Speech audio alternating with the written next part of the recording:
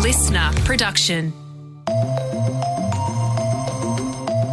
Hi, Sasha Barbagout with you for this episode of The Briefing. On Monday this week, we covered the P. Diddy scandal in our headlines, and I wondered, given we work at a radio station, if his music would cease being played on air. Would he, like artists before him, also be taken out of rotation? In the office, we kept talking about this. What would it mean if his music was taken off air? Who would it impact? And is there a responsibility for other platforms like Spotify to follow suit? After all, it's music that has given P. Diddy his fame and fortune.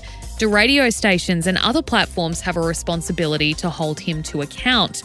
Well, Tim Burrows is the founder of Unmade, a media and marketing news website, and he joins me now to talk about it. Tim, thanks for being here. What did you make of the video that emerged earlier this week that showed P. Diddy assaulting his then-girlfriend, Cassie Ventura, in 2016?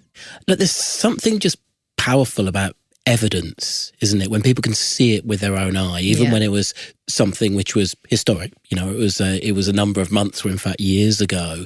Yet to the audience, to the viewers, it felt like something that was happening right now. And led to this kind of, I suppose, reassessment of the artist, of the musician, and not only how people felt about him, but of course also how those with influence over his career, including brands, including people who play his music, how they had to react to it. So it triggered what was perhaps a long overdue reassessment. Yeah, well, you said the evidence is powerful to finally have it because, of course, the lawsuits have been well documented. The raids at his house earlier this year, while we don't know what that was in relation to, we know they happened. And so what we're seeing now is some radio shows and some platforms deciding to essentially boycott his music or pull it from their platforms. What impact do these kind of boycotts have? Yeah, that's a really great question, because I think you've almost got two different groups. You've got the people who are coming along for a generalised playlist of which it'll be one piece of many, versus those wanting to hear that artist in particular. But, you know, effectively what it means is, however you look at it, it's a loss of revenue because artists get paid by the amount that their music is played. So at least in the short term, that takes a hit. But the bigger damage when it comes to kind of the financial side of things, of course, is it makes an artist kind of toxic to brands. And, you know, that is where they take, I think, probably the larger long-term damage. What are broadcasters, whether that's Spotify, whether that's a radio station, whether it's Peloton, which has taken P. Diddy off its playlists, who and what are they doing it for? Is it for the listeners purely who say, well, we don't want to hear that person? Is it for the advertisers who don't want to be associated with, you know, someone like P. Diddy, for example? Is it their own reputation? Like, what is the motivation? Look, it depends on the outlet. Now, for something like radio, particularly commercial radio, first and foremost, it's about offering advertisers a brand safe environment. The fact that they feel that, you know, there's no risk of some sort of audience backlash or boycott coming down on them, which doesn't happen as much as it used to, but it is still a fear. Where it comes to something which is more audience first, I suppose, like, say, Spotify or something like that, which obviously does have an advertising tier, but also a paid tier, it's much more about the expectations of the audience first and then the advertisers.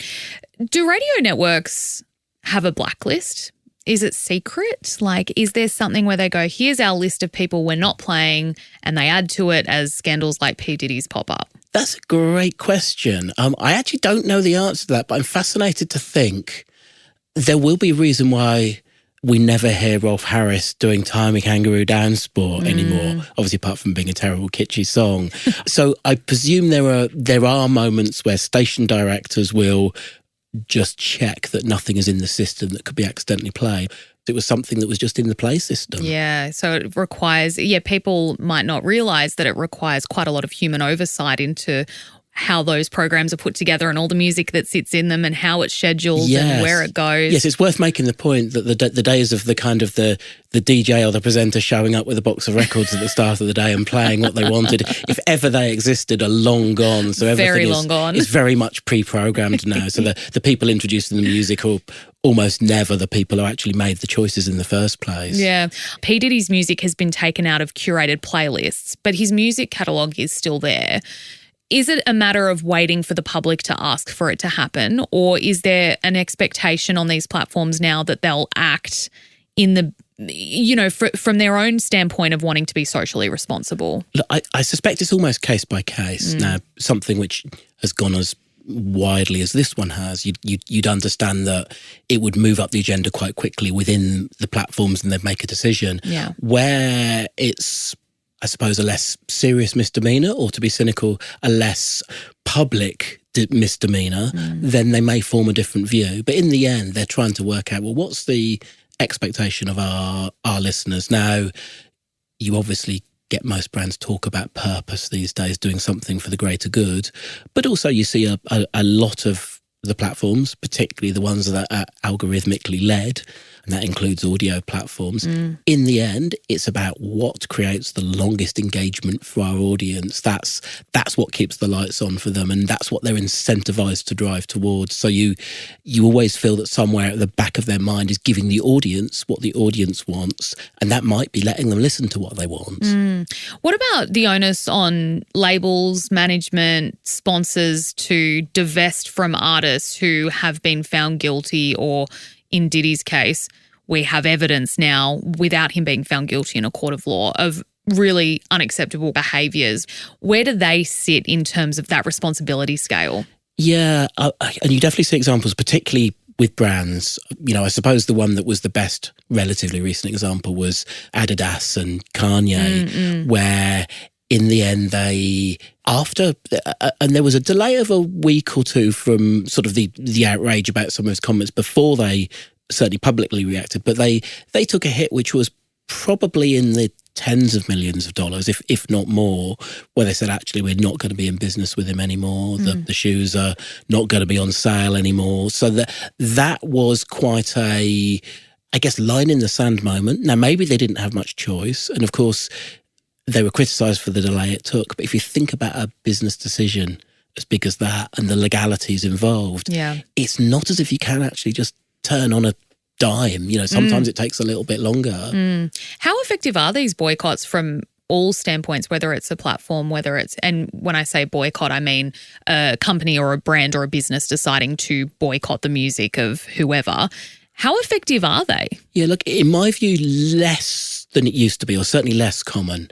There was a moment where, and it was really in the early days of social media, I think, particularly as Twitter was coming through, where any outrage involved some sort of organised campaign, sometimes by quite small groups of people who would just start tweeting at the brands. They would address the brand in the hashtag and ask them, why are you supporting this person? And the brands, or sometimes it was just a lowly social media manager, would feel the need to respond. And before you knew it, they were part of the story, which they didn't want. So they were pulling back. So it was always a sort of bit of a kind of imbalance of power, because it was quite a powerful weapon for the campaigners for quite a low cost. It almost went out of fashion. It almost became so common. And brands sort of just woke up to the fact that they just go quiet for a week or two and we would move on to the next social media scandal. And that was almost it. The social media scandal cycle just got shorter and shorter. We've talked about artists who have blatantly done the wrong thing. I want to talk about the other side, where the benefit of time and hindsight has taught us that we probably shouldn't have cancelled these artists. Dixie Chicks is one, or the Chicks as they're now known. They made comments about George Bush and the Iraq War, and they were subsequently essentially cancelled. And we also saw that with Sinead O'Connor when she ripped up the picture of the Pope on SNL. What has history taught us about making these decisions when it comes to saying, well, we're not going to associate with them, we're not going to play their music? Look, I suppose some of it is, it's not as if we all get together and have an actual vote that says, okay, we're going to cancel this person. But sometimes they end up in this firestorm or a story. I mean, the Dixie Chicks one was, I think, slightly strange because it was comments they made in London about George Bush as the, having kind of involved America in a Middle Eastern war. So they sort of said, okay, something along the lines of we're embarrassed that he's from Texas as they were. So they were seen as very out of tune with their traditional audience, country audience, generally quite right-leaning. So I think their problem was they were out of tune with their own support base. Whereas, of course, Sinead O'Connor, I think the more people understand, quite how widespread the issue of abuse in the Catholic Church was, the more they understand what the point she was making on Saturday Night Live when she tore up that picture of the Pope. And it felt that her career never really came back, but there was a huge reassessment when she passed away. So I think, most people would say that she ended up on the right side of history. Yeah. Look, before we let you go, Tim, I do want to quickly talk about, and we already have kind of skirted around the sides, and that is cancel culture. What role does that play in this? In that, are we too quick now to want to condemn, to want to see artists cancelled, pulled from shelves, not played on airwaves? And how does that reflect on us as a society? Look, I think it's a particular problem when we start judging past behaviour by our current standards. So we look at Elvis Presley, who, met his first wife when she was very below age, as we would judge it now, and probably even back then. You even look at kind of David Bowie with the documented stories about kind of underage sex with groupies and that sort of thing, kind of wonderful artists, or even, John Lennon, there were things on the record about him beating his first wife, and yet these were also wonderful artists that we'd love to be able to love in an uncomplicated way. Yeah. But sadly, that's not the world we're in. It's an interesting chat. Thank you so much, Tim, for joining us today and for sharing your thoughts on the briefing. An absolute pleasure. Thanks for listening to today's briefing. That is all for this episode. A reminder, the weekend briefing is back tomorrow. Antoinette, who have you got on? My guest is Abby Chatfield. We have a really great chat, but I was conscious of the fact that Abby, as adorable and wonderful as she is, she's a chronic oversharer. So what could I possibly get from Abby that you haven't already heard or seen? Don't worry, I do deliver. We talk about farming and hoeing, and also how much she attributes her fame and success to pretty privilege. Ooh, I love Abby. I'll definitely be listening. A reminder, we put out full eps of our weekend briefing chats on YouTube. Search Listener Newsroom to see them. We're on TikTok at Listener Newsroom and on Instagram at The Briefing Podcast. Finally, before you go, if you could share this ep with someone you think might enjoy it too, I'd consider it a personal favour. I'm Sasha Barbagat. See you next time.